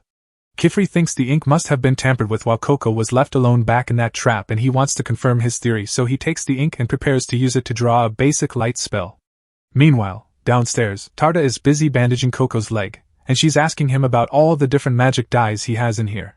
He answers all her questions about the dyes, from how to make spells last longer to how to make the ink invisible. Coco is amazed that Tarta was able to memorize all of this. She says she'd love to live in a magic stationer's shop like he does, but Tarta doesn't understand why she'd say something like that. Being a witch apprentice at an atelier is 100 times better than being stuck here. Coco is a little confused because she thought Tarta was a witch apprentice as well, but that is a bit of a touchy subject for him because he has not been able to fulfill his dream. Then Coco spots a really pretty red powder on the top shelf, so she asks Tarta what it is, so he asks her to point at it so he can find it. Coco finds it strange she can't see the bright red jar, but she climbs on a ladder nearby to point at it properly. But suddenly, as she does, Kifri's light spell comes into effect, and it is much larger than usual, and it surprises the kids, and Coco falls over. They both wonder what could have caused such a blinding light, but more importantly Coco realizes she accidentally knocked over all the dyes. Fortunately none of them broke, and she offers to help Tarta put them all back in their place, but Tarta looks crushed, saying it is pointless. All the jars have their labels ripped off, and he can't tell them apart because he can't tell them apart by color like Nalnoa can. Coco is feeling terrible about what happened and asks if he is sure there is nothing she can do. Tarta solemnly asks her to leave it as it is, as there are some things he just can't do, and with his silver-washed eyes, he will never be able to become a proper witch like others. Upstairs, meanwhile, Kifri and Nalnoa are still feeling the effects of the magic light blast, and it doesn't make sense that a small spell would create such a powerful blast, so there must be something very wrong with that ink. Kifri figured the brimmed caps probably used a twin bottle spell, which is basically linking Coco's bottle to one of theirs, and that's how they managed to add whatever mystery additive made the spell so powerful. Nalnoa believes this is way too much for him to handle, so he believes they should contact the Great Hall right away. Kifri tells him they can't do that. This is the link to the brimmed caps he's been waiting for, and he needs to make sure no one knows he has it if he's going to catch them. Kifri begins to get nervous as he sounds a little unhinged, and apologizes to Nalnoa for what he is about to do. Then Kifri comes out of the store and sees Coco waiting outside. Silver-washed? What's that? It's a congenital disease, he tells her. You can only see in black and white. Witches tend to prefer good eyesight, you see. It's a rather difficult sickness to be a witch with. Later, inside, Tarta enters the magic dye room and finds Nalnoa rummaging through the mess. Tarta apologizes and says that he was startled by the flash of light earlier and accidentally knocked them over. Nalnoa doesn't know what he's talking about, however, because he remembers nothing about a flash of light at all. As far as Nalnoa is concerned, nothing unusual happened here. He keeps going with business as usual. Tarta knows he must have seen that blinding flash of light. It's odd that it all happened right after Kifri left the other day, so Tarta wonders if Kifri had something to do with it. Meanwhile, Kifri is having a great time with Coco and the others in a field. Coco keeps apologizing because she accidentally hit Kifri in the head with a tree branch. She was trying to cast a wind spell to shake some fruit from a tree, but her first attempt wasn't strong enough. She tried to make the spell bigger, but she overcorrected and ended up blowing the entire branch off the tree onto Kifri. Tesha suggests that Coco change the angle of the wind so it twists the fruit out instead of just pushing it. Kifri thinks that's a fantastic idea. He adds that adjusting spells to fit each situation is part of being a witch. Tesha says it's important to consider why the spell failed in the first place. Even if it works, you should think about why it worked too. Kifri agrees completely and tells Tesha she would make a great teacher. Tesha loves hearing that, but Agat chimes in, saying she's not in a position to teach anyone when she hasn't improved much herself. A little later, they all sit together and enjoy the fruit. Coco asks Kifri about the tests she heard about earlier. Apparently, there are more tests beyond the one she took at the data range, so she wants to know what they are. Rikha absolutely hates the tests. She doesn't think they matter at all. Kifri explains that the tests are meant to ensure a witch can handle real-world situations. Whether they are helpful depends on the person. He tells them there are 5 tests in total, with the one at the data range being the first. That test grants permission to become an apprentice. After that, the next step is to accompany your master on missions. The 3rd test allows you to enter the Tower of Tomes. Once you complete the 4th test, you are considered a full-fledged witch and don't need further training. The 5th test is for those who want to take on disciples. However, Kifri tells them they shouldn't worry about that one until they graduate first. Tesha is excited to become a full-fledged witch because she'll be able to travel the world, help people, and be thanked for her good deeds. Plus, she's looking forward to designing her own witch hat once she graduates. She plans to make it with 2 points to match her pigtails. Rikha, on the other hand, despises the idea of taking tests. She hates drawing spells she doesn't want to draw. A god reminds her that if she only draws what she likes, she won't learn anything new. But Rikha doesn't care. If advancing means doing things she doesn't want to, she'd rather not. She then goes back inside. After she leaves, Agat says Rikha might be fine with not advancing. She is prepared to take all the tests necessary because there are too many opportunities out of her reach right now. She wants to finish the tests quickly and hopes to become a librarian in the tower. Coco is surprised by Agat's goal. Tesha explains that Agat comes from a prominent family of witches descended from one of the apprentices of the 3 great wise ones. The head of the Arklom family traditionally becomes a librarian, which is likely why Agat wants that role. Tesha then asks Coco what she would like to become. Coco's journey is different from theirs. She doesn't have any ambitions besides wanting to undo her mistake, so she plans to focus on learning more spells for now. Later, Coco finds herself in a dark, empty space. She's frightened because she doesn't remember how she got there. Then she sees her mother in the distance. Overcome with grief, she runs over and starts apologizing for what happened. Suddenly, her mother's body turns to crystals and curses Coco for doing this to her. All of Coco's doubts about being a witch resurface and taunt her until she comes face to face with Igwin, who tells her that this is the result of her love for magic, and it's all her fault. Coco jolts awake in her bed and realizes it was just a nightmare, but she feels shaken and can't go back to sleep. Meanwhile, Kifri is walking through the house with ink he got from Coco, ready to investigate it. Just then, Agat comes up the stairs. Kifri quickly hides the ink to avoid raising her suspicions. He asks what she's doing up so late. Agat explains she wanted to practice a little more before bed. Kifri praises her work ethic but reminds her that everything must be done in moderation. She understands and agrees to go to bed. As she enters her room, she notices Coco at her work table and is surprised to see her awake at this hour. Coco says she has been having trouble sleeping. Agat doesn't pry further but notices Coco has been practicing her spells a lot. Right now, all Coco can think about is how many spells she has to learn before she can save her mother. Back to Kifri, he uses a spell to surround himself with a brick wall so no one walks in on him again. Once he ensures his privacy, he examines the ink bottle.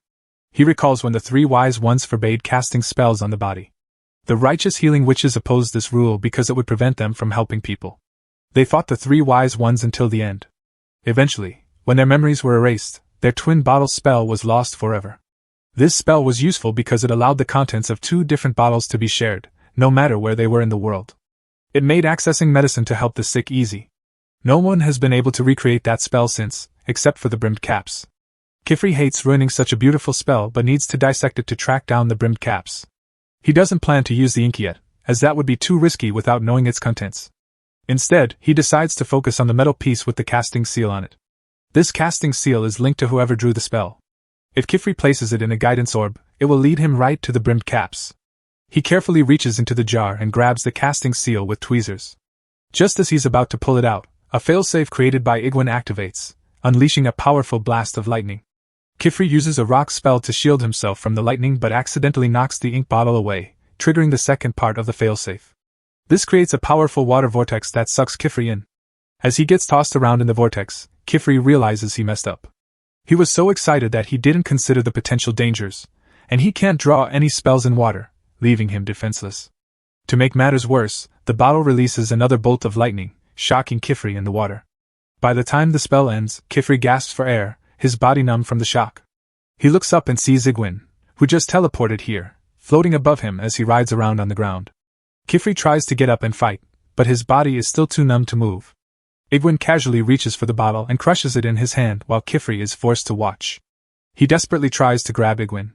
He refuses to give up until he reclaims what the brimmed cap stole from him. But before he can act, Igwin vanishes into thin air, taking Kifri's hope of tracking him down with him. Igwin reappears on a beach.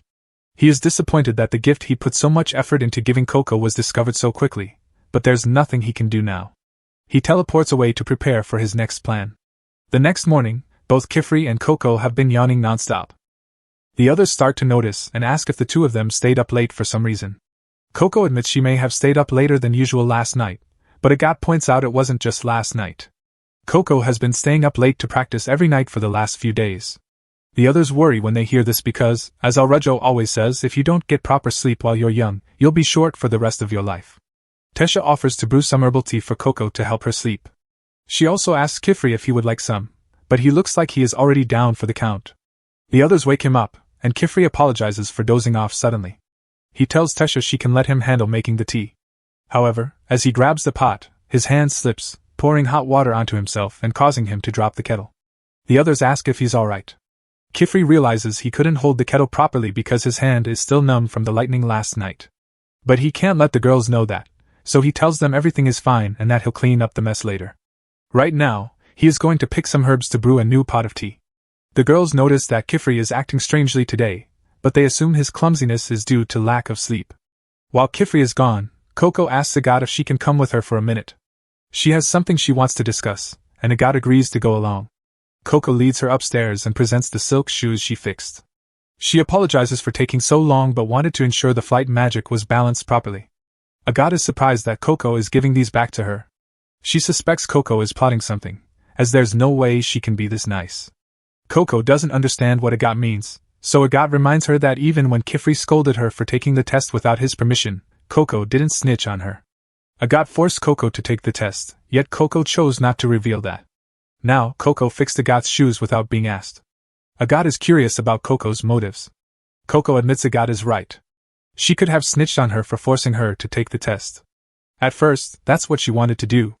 When she reached the test site, she was alone and scared, unsure how to get back. She thought about waiting for Kifri to come get her. But she decided to try, wanting to prove to herself she could overcome problems with her magic. Agat is unsure how to respond. She feels incredibly guilty about what she did to Coco. Before she can offer a real apology, Coco suddenly falls to the ground with a severe fever. Kifri is in the garden, eating some medicinal herbs to help with his numbness when Agat flies up and knocks him off his feet. Surprised, Kifri regains his balance, then asks her why she was moving so fast. Agat explains that Coco must have made the flight spell too strong. But right now, Coco needs their help. Kifri and Agat rush back to the atelier. Coco's fever has worsened, so Kifri plans to take her to a hospital in Kelm. He asks Alrejo to watch over the atelier while he is gone. When Kifri arrives in Kelm, he bumps into Tarta. He asks if Tarta can lead him to the hospital because Coco needs immediate medical attention and he isn't familiar with the area. Tarta agrees to help, saying he knows a shortcut. He leads Kifri through a series of alleyways until they finally reach the clinic. Kifri hands Coco over to the doctor and thanks Tarta for his help. Tarta says he didn't do anything special, but Kifri insists Tarta must be very observant to have found a shortcut like that. Hearing such praise is meaningful to Tarta, so he feels grateful. While Kifri is here, he decides to ask a question that has been bothering him for a while. Kifri looks at Tarta with cold indifference for a moment.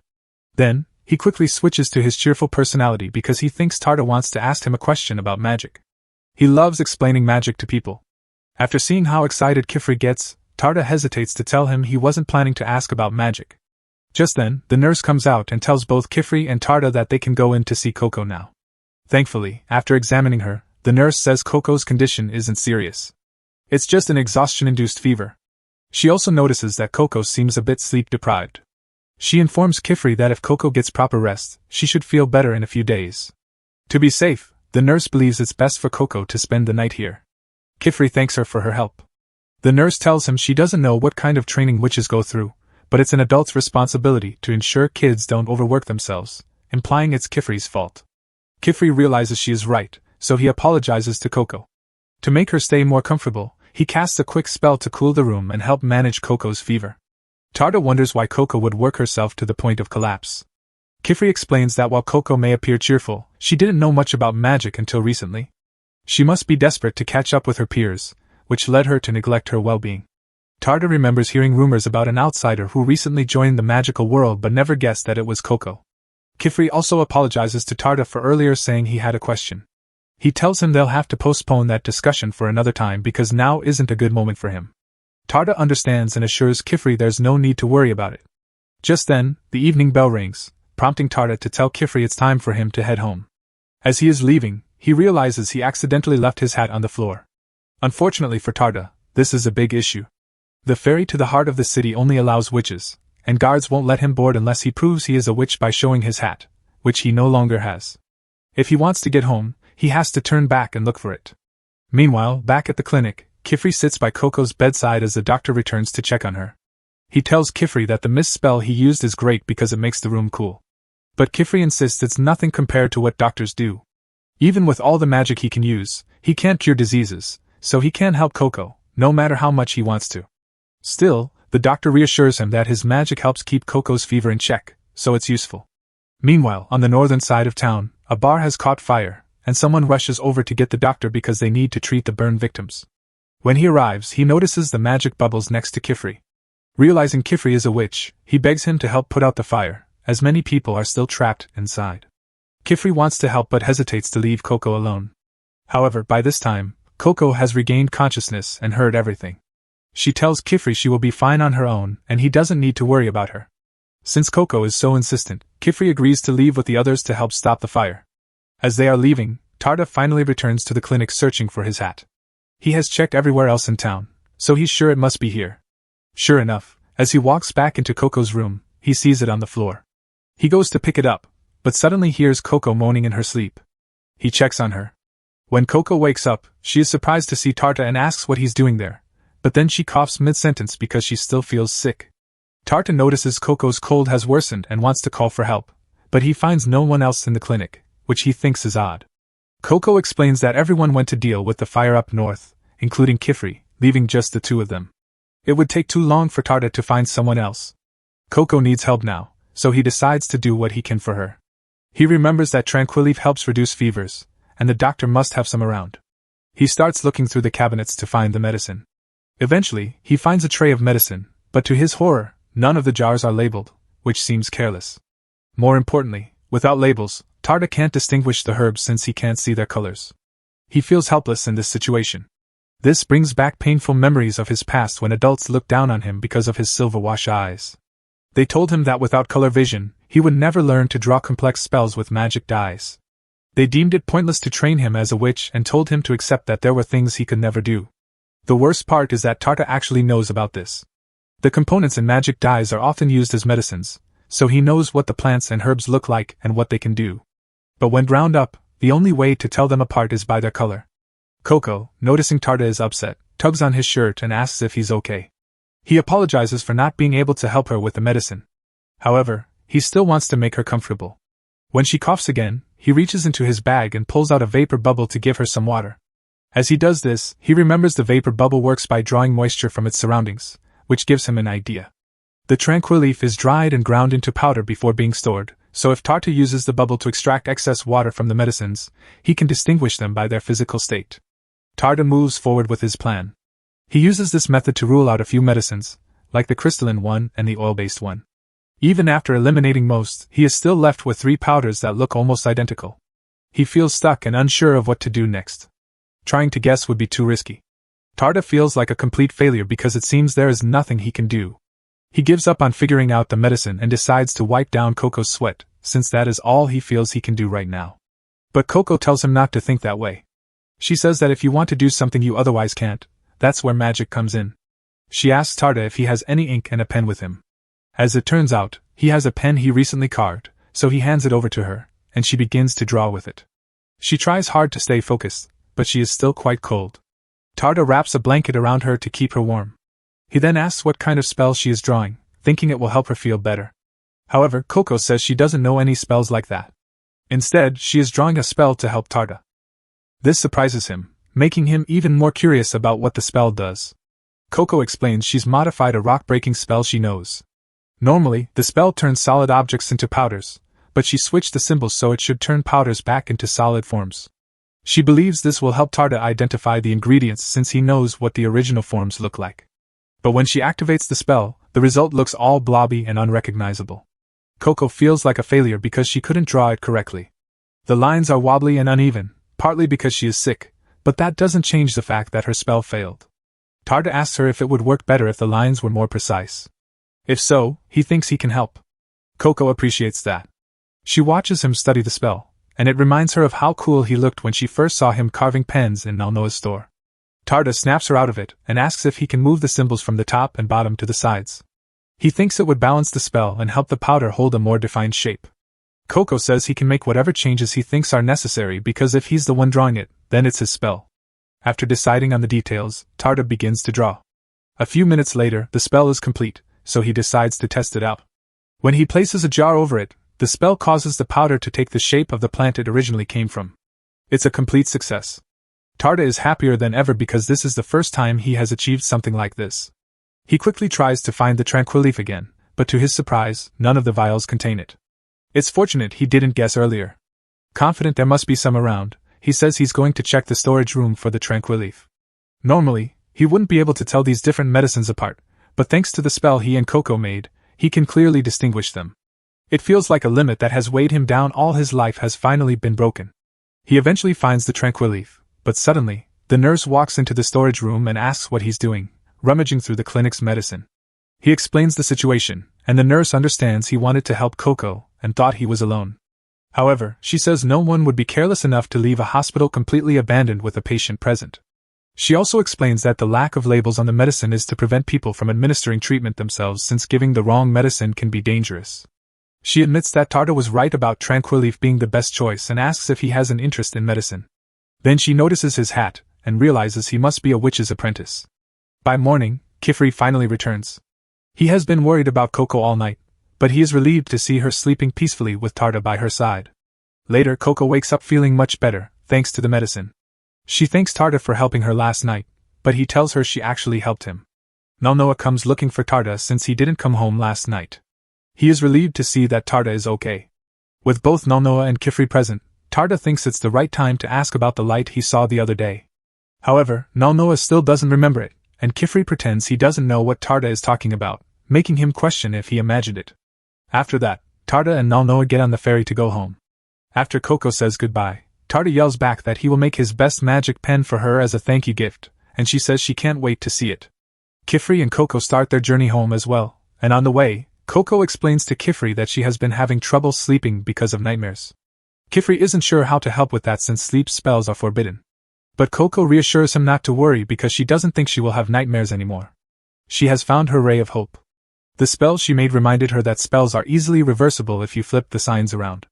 As long as she can find the spell in the picture book that crystallized her mother, she can undo it and save her. Meanwhile, the brimmed caps are planning their next encounter with Coco. They intend to strike when she undergoes a test since she will be outside Kifri's protection at that time. The next day, everything returns to normal, and Coco's magic lessons with Kifri continue. After some practice, she can finally cast the light spell without needing any references. Kifri congratulates her, and Coco feels happy. Still, she knows she has a lot of work ahead. She struggles with the more complex spells, and if she doesn't get better at them, she'll end up relying on the basic ones she already knows. Kifri tells her it's fine to use the same spells often. He explains that spells she can draw easily can be her specialty. This interests Coco. Kifri points out that when she draws, she shows more confidence with straight lines than with curves. He remembers seeing her draw some impressive straight lines, suggesting that could be her specialty. Coco is thrilled to learn that she has a specialty. She decides to practice her straight lines more, but Kifri advises her to wait. She will naturally improve on her strengths, so she should focus on what she finds challenging. So, Kifri places a large stack of books in front of Coco and tells her to start reading. She begins studying various magic circles, each one more impressive than the last. She loved magic circles as a kid, even when she knew nothing about magic. Now, understanding their function, she has a new respect for the effort that went into creating them. Coco asks Rikhe if she wants to look at these amazing spells with her. Rikhe flatly declines, saying she's not interested in other people's spells. When Coco presses her, Rikhe gets angry and accidentally completes a crystal spell she was working on, crystallizing the table in the process. Kifri rushes over to check on Rikhe, thankful she's not hurt. He reminds her to be careful not to cast spells when she's angry. Rikhe reacts poorly to the criticism, pulling her hand away from Kifri and running off to her room. Coco feels responsible and chases after her to apologize. Meanwhile, Kifri wonders how to manage Richa's stubborn outbursts. Aurajo, who had been napping on the couch, advises him that if Rikhe continues to ignore the milestones of learning and Kifri's guidance, she won't grow as a witch. Coco follows Rikhe into her room but is surprised to find Rikhe missing. She wonders where Rikhe could have gone. Then, she notices the brush buddy on the floor and asks it if it knows where Rikhe went. The brush buddy scampers into a nearby scroll pot. Worried, Coco tries to pull the brush buddy out but discovers a secret compartment under the pot. She crawls through a grass-filled tunnel leading to a small room Rikhe made. Coco is amazed at how beautiful the place is. Rikhe turns around and says she wasn't given permission to enter, so Coco shouldn't be there. Coco apologizes, explaining she followed the brush buddy and didn't mean to intrude. She genuinely thinks the place is lovely, especially the crystal ribbons Rikhe has hung across the ceiling. When Coco asks if those were made using a spell, Rikhe confirms it, explaining it's an original spell she created but hasn't named yet. Coco thinks it's incredible Rikhe invented her own spell. Seeing how much Coco admires the crystal ribbons, Rikhe offers her one, which makes Coco really happy. She thanks Rikhe for her kindness, but while she's there, she asks why Rikhe doesn't like looking at other people's spells. Coco loves it because she has so much to learn about magic. When she sees a new spell, she enjoys imagining the process behind its creation and the creator's thoughts at the time. Rikhe explains that she dislikes looking at other spells because it would force her to draw spells she doesn't want to draw. She refuses to let other people's spells affect her own. Back in the study, Kifri is still cleaning the mess from Richa's spell. He explains to Aurajo that Rikhe can learn. She just uses her stubbornness to protect herself. He's unsure how much to intervene, knowing her situation is complex. Aurajo expresses relief that he isn't dealing with this but offers Kifri a small gift. He tosses a bag to Kifri, mentioning he heard that Kifri and Coco haven't been sleeping well. Aurajo invented a magical device to help them sleep. Although sleep magic is forbidden, he created stones that keep you warm and comfy at night if placed under your pillow. They should help everyone fall asleep more easily. After Aurajo leaves, Kifri notices a letter arrive through the magic printer. He goes to check it out, and moments later, Agat walks in at the perfect time. The letter informs Kifri that a date has been set for Agat's test. In Richa's childhood, she often practiced her spells while hiding in little tunnels. Whenever her brother really came to see what she was up to, she would get embarrassed and try to hide it. Riley hugged Rikhe, telling her she shouldn't hide because he loved seeing her spells and advised her never to change who she was for anyone. Rikhe cared deeply for her brother, but for some reason, he never visited her again after that. On the day of Agat's test, everyone arrives at the test site early, but Agat is upset. She slept through the entire ride there, missing the chance to practice more, all because Aurajo's snug stones worked too well for her. Kifri tells Agat not to worry. It's common to feel unprepared on exam day. As long as she remembers the basics, she should be fine. Even if she doesn't pass this time, she can always try again next year. Agat thanks Kifri for his kind words but insists she doesn't need them. She's going to pass the test on her first try, so there won't be a next time. After all, she is a member of the House of Arklom. Moments later, another instructor approaches with his apprentice. He comments on Agat's confidence, which contrasts sharply with his apprentice, Yuini. Yuini lacks confidence, and has already failed the test twice. The instructor says he'd gladly trade this failure for a daughter from the House of Arklom. Kifri scolds him for treating apprentices like objects that can be traded. Kukro replies that Kifri can only say this because he hasn't dealt with a failure like Yuini. Kifri is about to respond, but Yuini steps in. He says there's no need for defense. Everything Kukro said is true. He even apologizes to Kukro for being incompetent. Kifri begins to see where Yuini's lack of confidence stems from and feels sympathy for him. A few moments later, Kifri hears a familiar voice and sees Coco turn around, shocked to find a giant brush buddy behind her. Kifri clarifies that it isn't a brush buddy but a witch. Coco feels confused since she thought transformation magic was forbidden, but Elira didn't use transformation magic. She only wore a cloak that creates the illusion of nearby beasts, which is why she looked like a brush. Elira is the proctor for today's test, named Sincerity of the Shield. The test requires candidates to act as shields, protecting their targets until they reach the end of Serpent Back Cave. They must keep sight of their target. If they reach the end alone, they will be disqualified. They also can't be seen while casting spells. Agat asks what happens if she is spotted. Elira explains it will result in an instant fail because she will be revealing herself as a human. The others don't understand, so she tells them to put on the illusion cloaks and follow her. She leads them to the edge of a cliff, where several merfins stand. These merfins are the targets the test takers will need to defend. The cave is an old magical ruin protected by various spells, making it dangerous to stray from the path. They need to use magic to guide and protect the merfins. With these cloaks, the merfins will see the candidates as one of their own and won't be startled.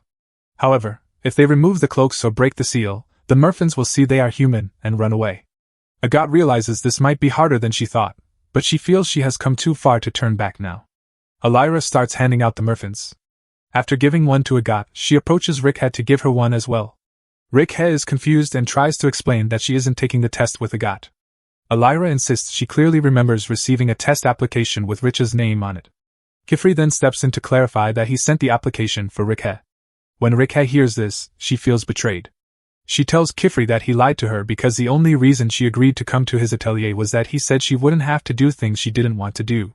Now, it seems he's forcing her to take this test. She believes he doesn't care about her desires, just like the other adults. Kifri assures Rikhe that he does care about her wants. He believes if she wants to live her life on her terms, she must learn to overcome challenges, and this test will help her do that. He asks her to trust him for today. Seeing his sincerity, Rikhe agrees to participate but warns that if she tries it and hates it, she won't take another test again.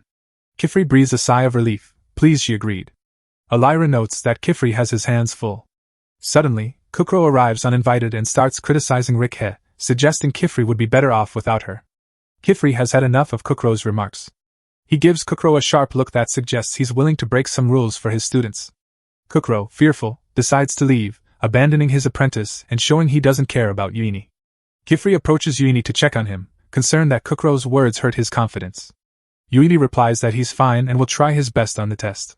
When the test begins, Elira leads the candidates into the cave. While they focus on the test, Kifri suggests he, Coco, and Tesha should have a meal and he'll give them a history lesson since they probably don't know much about magical runes and the effects of forbidden magic in the area. As he speaks, the candidates receive a first-hand lesson as they notice the space and the tunnel appearing completely warped. While their meal is cooking, Kifri tells the girls a story about an ancient magical civilization called the Ramanans. This group once occupied these caves and enjoyed great wealth. They were so prosperous that many travelers came to visit their city. To welcome those they considered beneficial, the Ramanans built the Serpent's Path. They also cast a maze spell on this path to ensure that those deemed unworthy could never enter their city. As a result, Ramanan thrived and expanded. However, when they ran out of outsiders to look down on, they began judging one another and started discriminating. Those considered unworthy were captured and turned into gold for decoration. Things spiraled downhill until the entire city was destroyed. Now, only the Labyrinth Cave and the Serpent Back Road remain. Kifri believes it's frightening what humans can do when power falls into the wrong hands. He says as long as future witches believe that magic exists to help people, tragedies like that won't occur again. After all, using magic incorrectly can lead to severe consequences. For example, while Kifri spoke, they forgot to watch their fish, and the fire magic burned it. As soon as Coco and Tesha realize this, they panic and scramble to salvage what they can of their breakfast. Meanwhile, inside the cave, Agathe and the others face their first challenge. Elira tells them that as their proctor, she cannot give them any advice, so they must solve this on their own. Rikhe thinks it's simple.